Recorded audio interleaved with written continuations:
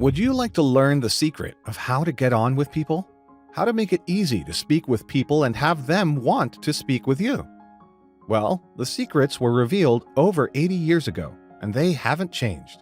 How to Win Friends and Influence People by Dale Carnegie was published in 1936.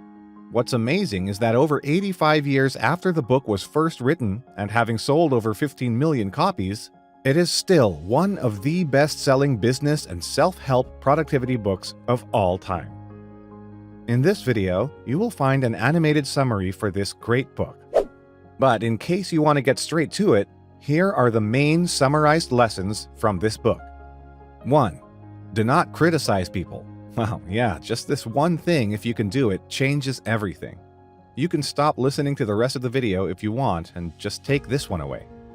Number 2. Show a genuine interest in people. Number 3.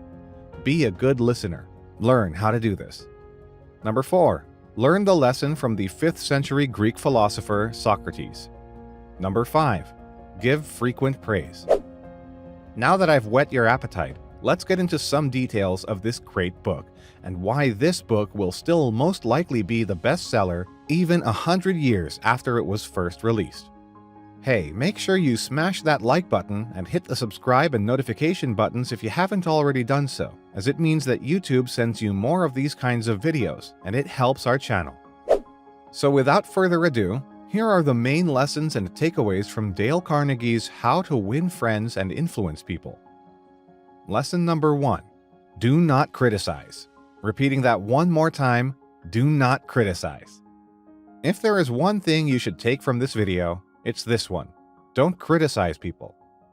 Yeah, this one may not sound that great, but think about it.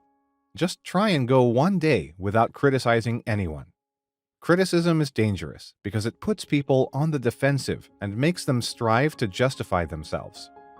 When you criticize someone, it makes them feel bad and like they're not important. It also makes them angry and doesn't solve any problems. People might get angry and frustrated when you sell your home. They might also say bad things about you. But it takes a lot of character to be tolerant and forgiving. If you want people to be kind and understanding towards you, try not to accuse them, criticize them, or complain about them. Instead, try to understand why they do the things they do. See things from their perspective. I know what you're thinking. Hey, sometimes you have no choice but to criticize in order to improve someone's work or correct their behavior.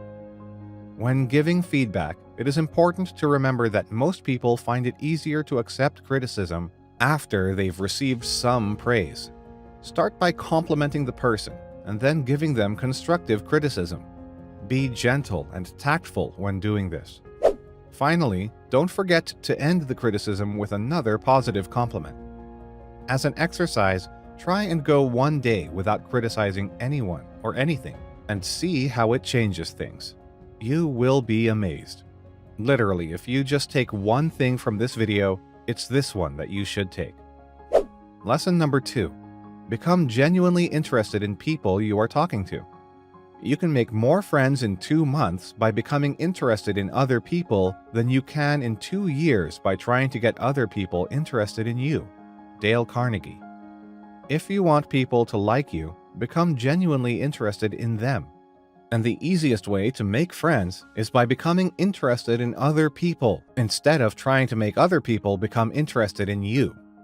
In order to make friends and to get others to like you and be more receptive to you, greet people with animation and enthusiasm. Remember, a show of interest must be sincere. In the book, Dale Carnegie gives the following example. One of the most popular American presidents was Theodore Roosevelt, and everyone who has ever been received by Theodore Roosevelt as a guest remained pleasantly surprised by his wide variety of knowledge. No matter who was the visitor, Roosevelt knew what to say. How did he accomplish that? By sitting up late the night before the meeting and reading up on the subject in which he knew his guest was particularly interested. Roosevelt knew that the elegant path to a person's heart is to talk about the things he or she values the most. And if you research someone's interests, not only will you learn something new that might be useful to you someday, but you will also be able to find common ground with the other person and this will pay off for both parties. So before your next meeting with someone, do a bit of research on their website or social media profile and see if you can find out some information about their interests, hobbies, pieces of work, or favorite places. Just watch how this changes the dynamic. Lesson number 3. Become a good listener. A wise man once said, "We have 2 ears and 1 mouth. Use them accordingly." As a good listener, encourage others to talk about themselves. This goes hand in hand with the previous lesson where we are taking a genuine interest in people. As already mentioned, one can easily make friends by becoming genuinely interested in others. Well, being a good listener is a huge sign of interest. The more you pay attention to people and allow them to talk, the more they'll consider you a good conversationalist. Here is a piece of advice given by the former Harvard president, Charles William Eliot. There is no mystery about successful business interaction. It's all about exclusive attention to the person who is speaking to you. It is very important. Nothing else is so flattering as that. Encourage them to talk about themselves, their goals, and their accomplishments. And the next time you're having a conversation, pay attention to how much you're talking and how much is the other person talking. 2 ears, 1 mouth. Aim to do 33% talking and 66% listening. Lesson number 4. Learn to get a yes. If you want others to relax and come around to your way of thinking, get them to say yes and do it as soon as you can. This strategy of getting a series of yeses is called the Socratic method. The great Greek philosopher Socrates used this method to get people to agree with him. He would ask questions that would make people say yes. Then he would keep asking more questions until they agreed with his original point. Always start the conversation by finding common ground and speak about things about which you agree. When someone says no, they might feel like they need to stick to their decision. But if you can get a number of people to say yes, they will start moving in the affirmative direction. So instead of telling people they're wrong, remember what Socrates did. He would ask a general question that would get a yes response. And next time you find yourself trying to persuade someone, get them to agree with you first. 6. Say yes to at least 2 things before you eat or share your perspectives. Lesson 5. Give frequent praise. In our interpersonal relations, we should never forget that all our associates are human beings and hunger for appreciation. It is the legal tender that all souls enjoy. Dale Carnegie. Think of a person who has recently praised your work. What was your opinion of that person after receiving praise? I consider my ability to arouse enthusiasm among my people the greatest asset I possess. And the way to develop the best that is in a person is by appreciation and encouragement. I am anxious to praise but loath to find fault. If I like anything, I am hearty in my appreciation and lavish in my praise. Charles Schwab. Be aware of the effort that everyone makes on a daily basis at work and in your personal life. When you see a coworker putting in extra effort on a project, go up to them and compliment their commitment to the team. Praise your child or partner for their efforts if they assist around the house in a modest way. The difference between appreciation and flattery? That is simple.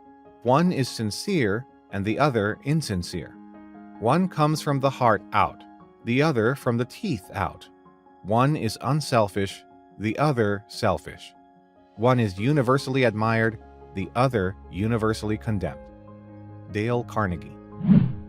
So these are the 5 lessons you can take from this book. There are many more, and I really do recommend that you get the entire book and listen to it.